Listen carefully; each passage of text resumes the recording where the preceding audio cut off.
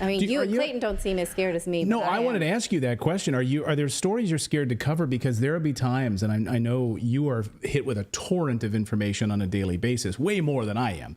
And I mean, you have contacts all around the world that are, there's probably someone on the space station right now texting you with information about something. And so are there things that you're scared to cover? You're sitting there saying, wow, this is like soul crushing, like to the point where like it really scares you in your soul. There are two. Yes, there are two. One is the 2020 election. And I think that I was far too dismissive of some of the claims made about it. And I think there may be some merit to some of the wildest possible claims about that election.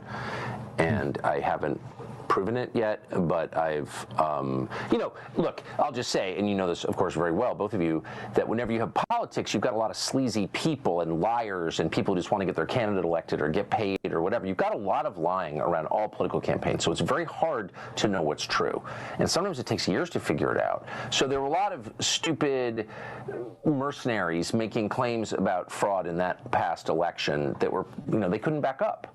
But that doesn't mean that all of those ideas were wrong, and I think that some of them were right, is what I'm learning, and I'll just leave it there. The second thing that bothers me is the UFO story, and the more you dig into that and talk to people with actual knowledge of it, again, that's another story where there are some, fanciful ideas floating around that are just, there's no evidence that they're true. But if you talk to people who, have actual knowledge of it that they gathered themselves, there are parts of that story that I do not understand at all that are really, really, really dark. It's so dark that I, haven't told my wife about it. I mean, I haven't verified any of this, but this is not just stuff that I read on the internet. I know you all are very, very grounded in that story, so I think I know what I'm talking about. Yeah. But there's some stuff there that's just like, man, I'm not even sure what that means. There's a spiritual component there that I don't fully understand. So yes, that story bothers me. And I think, last thing I'll say, that one of the reasons that we've had all these disclosures and all of these, 10 whistleblowers at this point, and it hasn't really become front page news. Part of it's suppression. Parts of the government don't want you to know about it, but part of it is the public can't deal with it. It's too far out. The implications are too profound. And so, and I understand that, because I've heard things where I'm just like, oh man, I don't even really want to know that, honestly. Deeply disturbing stuff. Forget like saucers and technology. It's deeply disturbing stuff that I haven't even told Natalie. I agree with you. It's so disturbing. I can't even tell my kids. My kids ask me different stories about it, and I won't say it because it's so dark. It's so dark. I totally agree. Miles is watching. So. Okay, Miles, if you're watching the show, Daddy's not going to tell you about that part of the UFO stuff and what's going on with the government. Well, can I say one thing? They've known clearly, I mean, this is, I think, established, and I feel comfortable saying this as fact. The U.S. government, I mean, these are real, whatever they are. They're not human. And the government has known that for a long time, possibly going back to the 1930s at least. And, of course, there's tons of evidence in the written record, in the physical record, in paintings, and in literature, that people have been seeing and interacting with these things for a long time. So we know that. But the justification one often hears is, well, the government, various presidents who have been read in, not all have been, haven't wanted to disclose this because it would scare people. And I've always thought that's bullshit. You're hiding a crime, which they are, by the way, in my opinion. But I do think there's a sense in which that's not totally crazy. Like, there is some stuff, if it's true, and I'm kind of thinking it may be true, that's so radical that, well, as we both said, we don't want to tell the people we love most about it because, like, why would you, disturb someone like that? So I kind of get that. I hate to admit it. I'm not arguing for hiding things. I believe in the truth and I believe in disclosure, but I understand the impulse. Like, holy smokes, this is heavy. You know what I mean?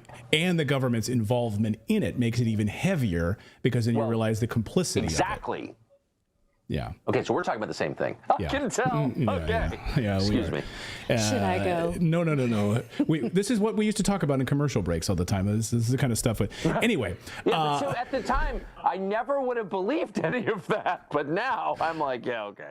Last question here is we have shared passion for UFO transparency. And you made a comment very recently, which has gotten a lot of attention in the UFO world, that you've learned things that have made you afraid. And I've seen, there's been a lot of I think right-minded skepticism, not even just from people who are more establishment-minded, others who are like, well, if the government is quote unquote acknowledging UFOs, and that's how I know that it's not real. So you seem to be a believer. You've spoken with Dave Grush. I've met him as well. He seems like a very he at the very least, I don't think he's lying to me whenever I was spoken to him. So what gives you assurance that what you're hearing, what you have come to believe is not a government psyop, so to speak?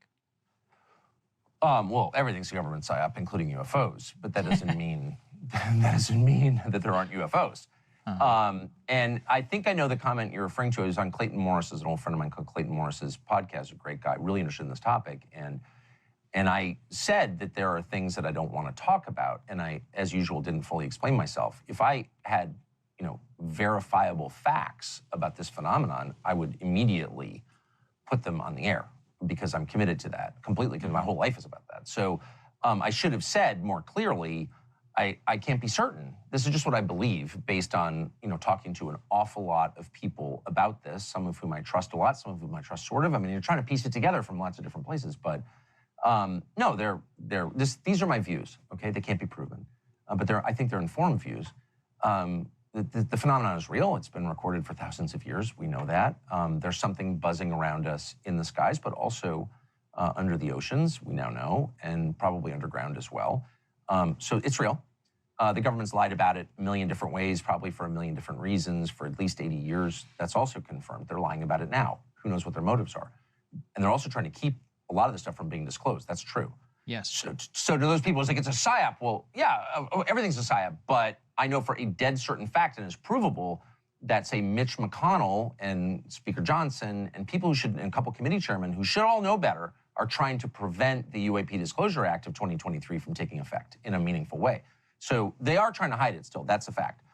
My own view is that these are not aliens. There's no evidence that they've come from somewhere else. We would probably know. We've got a lot of technology that's watching what comes in and out of the atmosphere, and there's no evidence of that. I think they've been here forever.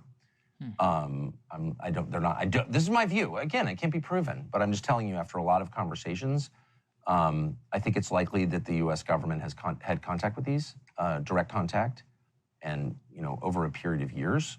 I find that really disturbing, because and a bunch of other things that are highly distressing, that I can't prove, and so I'm certainly not going to throw them out there. But I'll tell you this: I've talked to a lot of people about this, not because I've never been interested in UFOs until like 5 years ago, and I was like, wait, this is real. What is this? Why aren't we talking about this? I'm just like coming at it from a totally idiotic, I don't know anything, curious position, which is my normal posture on everything. And so I've talked to a lot of people, and my view is that this is my opinion, that there are things about this that are really disturbing. And while I hate any kind of government secrecy, and if I could prove any of this, I would say it immediately, consequences be damned, I do sort of understand why they don't want to let this stuff out. It's not about, oh, we've got fragments of one of these crafts at a Lockheed, facility in California, and we have biologics from the craft. Everyone knows that that's likely true. Well, it's certainly true that they have the, pieces of this stuff. Yep. But I think it's likely that it's darker than that, and that the U.S. government is, I say the U.S. government, people in the U.S. government, not the U.S. government, but there are it's the largest human organization in history. Parts of it, have knowledge that is very, very disturbing. And I personally strongly think, that there's a spiritual component to this that I don't understand and will not pretend to understand. But I think it's very clear that there's a spiritual component to this. That's one of the reasons the Vatican, and I'm not Catholic, but has been involved in this for over 100 years, has an observatory, et cetera, et cetera. I mean, it's pretty obvious that these are not men from Mars. I think that was a psyop, because I think the truth is a little bit wilder and has deeper implications just than that. Giving us even more to think about. Tucker, I want to thank you for your time. Really appreciate it. I encourage everybody to go and sign up for your subscription program. We'll have a link in our description. And as I said at the beginning, I appreciate you. You gave me my start in this business. I would not be sitting here without you, and I can't thank you enough. Well, dude, you beat me. I mean, it's like crazy what you've done, and I love it.